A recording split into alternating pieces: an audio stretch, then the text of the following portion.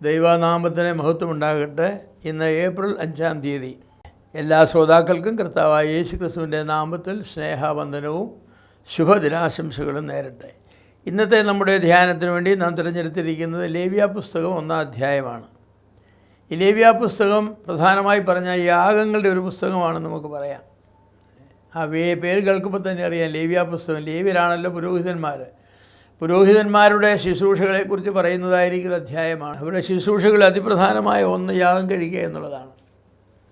ഒരു ദിവസം എത്ര മൃഗങ്ങളെയാണ് ഇസ്രായേലിൻ്റെ യാഗശാലയിൽ യാഗമായി അർപ്പിക്കപ്പെട്ടത്.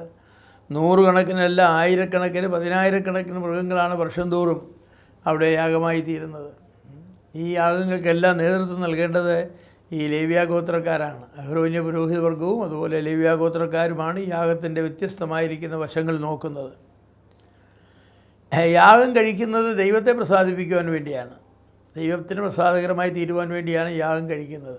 എന്നാൽ ഞാൻ പറയാം, എല്ലാ യാഗങ്ങളും ദൈവത്തെ പ്രസാദിപ്പിക്കുന്ന യാഗങ്ങളല്ല. ദൈവം പ്രസാദിക്കാത്തതായിരിക്കുന്ന യാഗങ്ങൾ ഇസ്രായേലിൻ്റെ യാഗശാലയിൽ അർപ്പിക്കപ്പെട്ടിട്ടുണ്ട്. ദൈവം ഒരു യാഗത്തിൽ പ്രസാദിക്കണമെങ്കിൽ അതിന് വ്യക്തമായിരിക്കുന്ന യോഗ്യതകൾ ദൈവം നിർദ്ദേശിച്ചിട്ടുണ്ട്.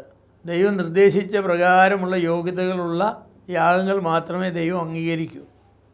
ഏതെങ്കിലും തരത്തിലുള്ള ന്യൂനതകളോ കുറവുകളോ ഉള്ള ഒരു മൃഗത്തെ ദൈവത്തിന് യാഗമായി അർപ്പിക്കുവാൻ അനുവാദമില്ല.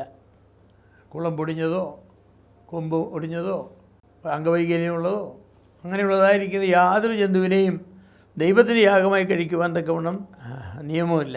യാതൊരു ഊനവും ഇല്ലാത്തതായിരിക്കുന്ന മൃഗത്തെ വേണം യാഗം കഴിക്കാൻ. പെസഹ കുഞ്ഞാടെന്ന് പറയുന്നത് എല്ലാ വർഷം തോറും പെസഹ ആചരിക്കും ഇസ്രായേൽ മക്കൾ. ആ കുഞ്ഞാടിനെ 3 ദിവസം മുൻപേ തിരഞ്ഞെടുത്ത് അതിനെ പരിശോധിക്കണം. 3 ദിവസം വിശദമായ പരിശോധനയ്ക്ക് ശേഷമാണ് അതിനെ അറക്കേണ്ടത്. എന്തെങ്കിലും ന്യൂനത കണ്ടാൽ അതിനെ അറക്കുവാനായിട്ട് സാധ്യമല്ല. അതുപോലെ തന്നെയാണ് യാഗ അർപ്പണത്തിന് നിർദ്ദിഷ്ടമായ സ്ഥലം കൽപ്പിച്ചാക്കിയിട്ടുണ്ട്. ഇസ്രായേൽ മക്കൾക്ക് ഇഷ്ടമുള്ളത് പാറയിലോ ഇഷ്ടമുള്ള മലയിലോ ഒന്നും പോയി യാഗം കഴിക്കാനായിട്ട് സാധിക്കുകയില്ല. ഇസ്രായേലിൻ്റെ പാവങ്ങളെക്കുറിച്ച് പറയുന്നതാണല്ലോ, അവരവിടെ ഇവിടെയും മലകളിലൊക്കെ യാഗം കഴിച്ചു എന്നുള്ളതാണ്. അങ്ങനെ ചെയ്യുവാൻ അവർക്ക് അനുവാദം ഉണ്ടായിരുന്നില്ല. യാഗാർപ്പണത്തിന് നിർദ്ദിഷ്ട സ്ഥലം കൽപ്പിച്ചാക്കിയിട്ടുണ്ട്. സമാഗമന കൂടാരത്തിൻ്റെ പ്രാകാരത്തിലുള്ള യാഗപീഠത്തെങ്കിൽ യാഗം അർപ്പിക്കണം. മറ്റെവിടെയെങ്കിലും യാഗം അർപ്പിക്കുന്നവൻ്റെ ശിക്ഷ ജനത്തിൻ്റെ ഇടയിൽ നിന്ന് ഛേദിച്ച് കളയണമെന്നാണ്.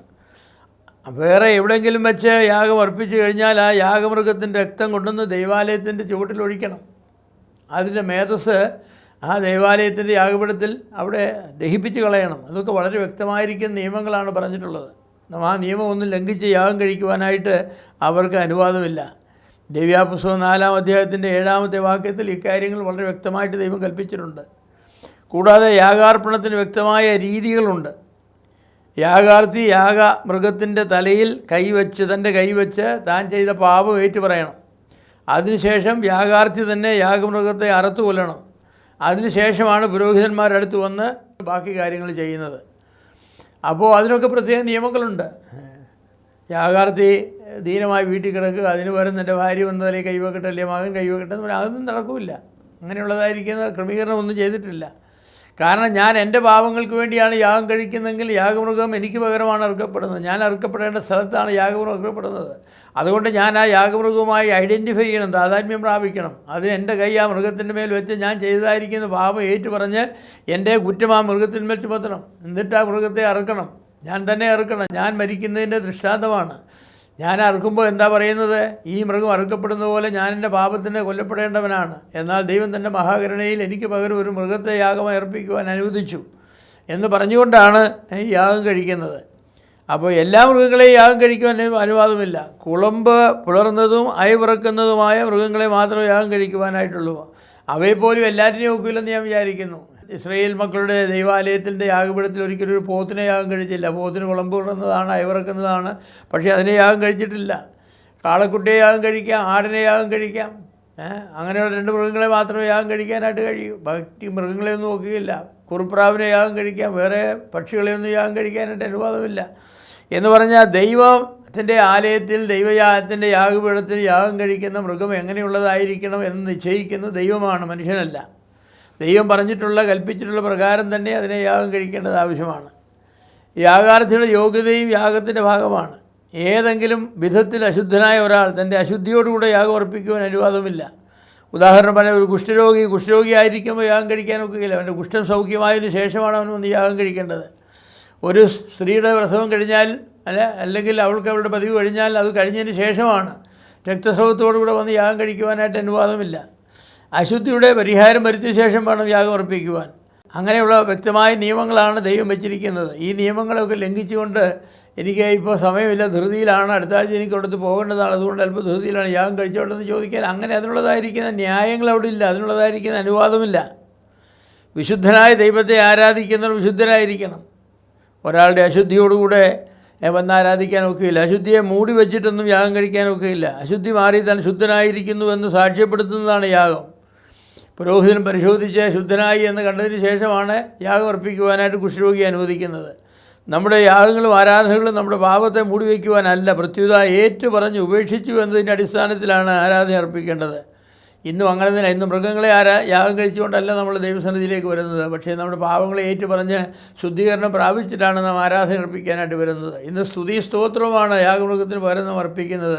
പക്ഷേ ആ സ്തുതി സ്തോത്രവും അർപ്പിക്കുന്നതിന് മുൻപ് നമ്മുടെ കുറ്റങ്ങളെയും പാവങ്ങളെയും നാം ഏറ്റു പറയണം. നമ്മുടെ സഹോദരനോട് നാം തെറ്റ് ചെയ്തെങ്കിൽ അതുപോയി നാം നിരപ്പ് പ്രാപിക്കണം. യാഗം കഴിക്കാനായിട്ട് വരുമ്പോൾ നിൻ്റെ സഹോദരൻ നിന്നോട് വല്ലതും ഉണ്ടെന്ന് ഓർത്താൽ ആ യാഗ വസ്തു അവിടെ വെച്ചിട്ട് പോയി നിരപ്പ് പ്രാപിച്ചിട്ട് വന്നിട്ട് യാഗം കഴിക്കാനാണ് പറഞ്ഞിരിക്കുന്നത്. അപ്പോൾ എത്ര വളരെയധികം ഗൗരവത്തോടു കൂടെയാണ് ദൈവം ഈ യാഗങ്ങളെയൊക്കെ കാണുന്നത് എന്ന കാര്യം നാം ഓർക്കേണ്ടത് ആവശ്യമാണ്. ദൈവത്തോട് കാണിക്കുന്ന ഒരു ഔദാര്യമല്ല യാഗം. അങ്ങനെ ദൈവത്തോട് കാണിക്കുന്ന ഔദാര്യമായിരുന്നെങ്കിൽ എന്തെങ്കിലും കൊണ്ടു തരട്ടെന്ന് ദൈവം പറഞ്ഞേനെ. അങ്ങനെയല്ല. ഇത് നമ്മുടെ പാപങ്ങളുടെ പരിഹാരത്തിന് വേണ്ടി, ദൈവവുമായുള്ള നമ്മുടെ കൂട്ടായ്മയ്ക്ക് വേണ്ടി, ദൈവസന്നിധിയിലുള്ള നമ്മുടെ സ്വീകാര്യതയ്ക്ക് വേണ്ടി നാം അർപ്പിക്കുന്നവയാണ് യാഗങ്ങൾ. അവ നിയമാനുസരണമായിരിക്കണം. നിയമാനുസരണമല്ലാത്ത യാതൊരു യാഗവും ദൈവം സ്വീകരിക്കുന്നില്ല. ഇന്നും അങ്ങനെ തന്നെയാണ് പ്രിയമുള്ളവരെ. പുതിയ നിയമത്തിൽ മൃഗങ്ങളും കൊണ്ടല്ല നമ്മൾ വരുന്നതെങ്കിലും നമ്മുടെ ആരാധനയും സ്തുതിയും സ്തോത്രവും ദൈവം സ്വീകരിക്കണമെങ്കിൽ വ്യക്തമായിരിക്കുന്ന യോഗ്യതകളോട് വേണം. നമ്മുടെ പാപങ്ങളെ ഏറ്റുപറഞ്ഞ് സഹോദരന്മാരുമായിട്ട് ദൈവം പ്രാപിച്ച് ദൈവസന്നിധി വന്നിട്ടാണ് നാം ആരാധിക്കേണ്ടത്. നമ്മുടെ പാപങ്ങളോടുകൂടെ വന്ന് ആരാധിക്കുകയല്ല ചെയ്യുന്നത്. ഇന്നങ്ങനെ കുമ്പസാരിക്കാനുള്ള സ്ഥലമൊന്നുമല്ല ആരാധന സ്ഥലമെന്ന് പറയുന്നത്. അതൊക്കെ വീട്ടിൽ വെച്ച് ദൈവത്തോട് കുമ്പസാരിക്കണം. നമ്മൾ ചെയ്ത തെറ്റാരോടാണ് ചെയ്ത ആളുമായിട്ട് നിരപ്പ് പ്രാപിക്കണം. അല്ലാതെ നമ്മുടെ പാവങ്ങളെ ഏറ്റു പറയാനായിട്ടുള്ള സ്ഥലമൊന്നുമല്ല. നമ്മുടെ പാവങ്ങളെ ഏറ്റു പറയുന്നതിന് പകരം ആരാധിച്ചേക്കാമെന്ന് പറയും. 100 സ്തോത്രം പറഞ്ഞേക്കാം. സഹോദരനോട് ഏറ്റു പറഞ്ഞ് എന്നോട് ക്ഷമിക്കണമെന്ന് പറയുന്നതിന് പകരം 100 സ്തോത്രം പറഞ്ഞാൽ പ്രശ്നം തീരുവില്ല. ദൈവവചനം നമ്മോട് നിഷ്കർഷിക്കുന്നത് പോലെ വ്യക്തമായ രീതിയിൽ വ്യക്തമായ പ്രമാണങ്ങൾ നൽകിയിരിക്കുന്നത് പോലെ തന്നെ ആ പ്രമാണങ്ങൾ അനുഷ്ഠിച്ചുകൊണ്ട് വേണം നാം ദൈവത്തെ ആരാധിക്കുവാൻ. അങ്ങനെ ദൈവപ്രസാദമായ യാഗം കഴിക്കുവാൻ ദൈവം നമ്മെ സഹായിക്കട്ടെ.